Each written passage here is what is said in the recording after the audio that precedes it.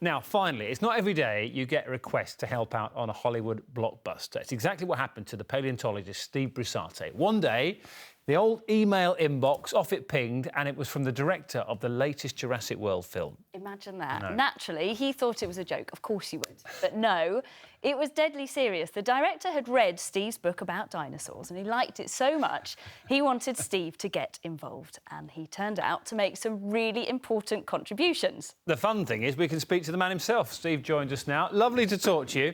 I don't think I've ever started an interview like this before, but let's talk feathers, because that's the key, isn't it, Steve? Let's talk feathers. And first of all, Dan, just got to say thanks. When I published that dinosaur book a few years ago, you had me on breakfast the day it came out. I said to Tessa, I've spoken to Steve before about this book, so I'm aware it's a great book. Yep. So, and there's a lot about feathers in the book, you might remember, and in the film, you're finally seeing dinosaurs with feathers for the first time in the franchise. It's movie number 6, and we know now that a lot of dinosaurs had feathers, especially the raptor dinosaurs. A lot of them even had wings on their arms.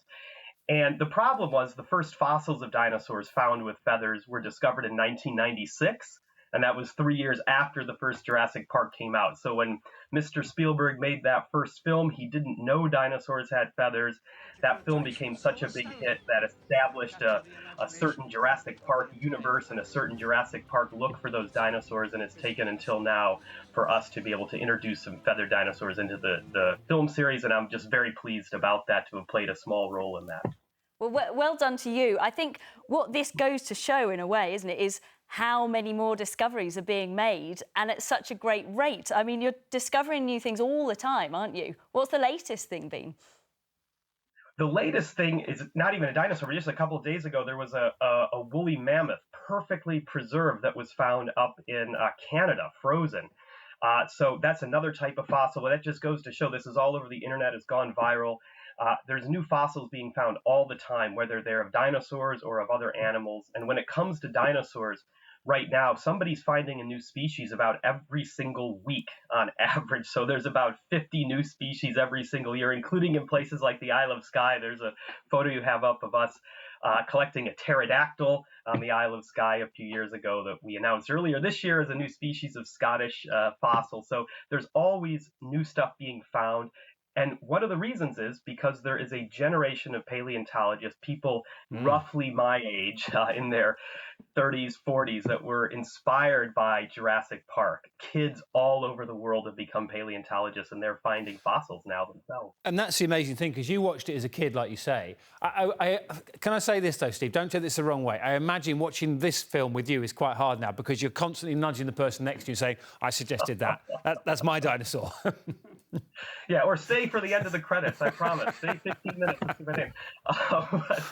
Yeah, the first film, I was 9 years old. I saw it in the cinema with my dad and with my brothers back home in Illinois. That's where I grew up.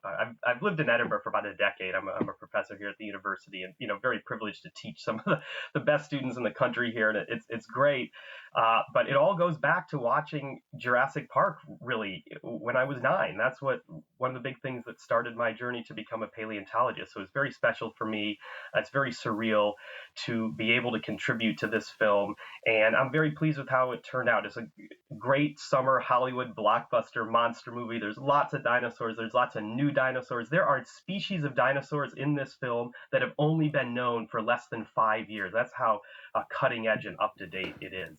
Oh, it's so good to talk to you today, Steve. Thank you for joining us. Just before we go, very quickly, can I ask, what's your favourite dinosaur of all time? It's the biggest cliche of all, T-Rex. But I tell you why. Oh, Steve, you're so boring. I know, it's boring. But come on, it's the size of a London bus. I could fit in its head and its mouth. It's the most amazing thing. Understandable. Tiny arms, yeah. Thank you very much for that, Steve. Great to talk to you.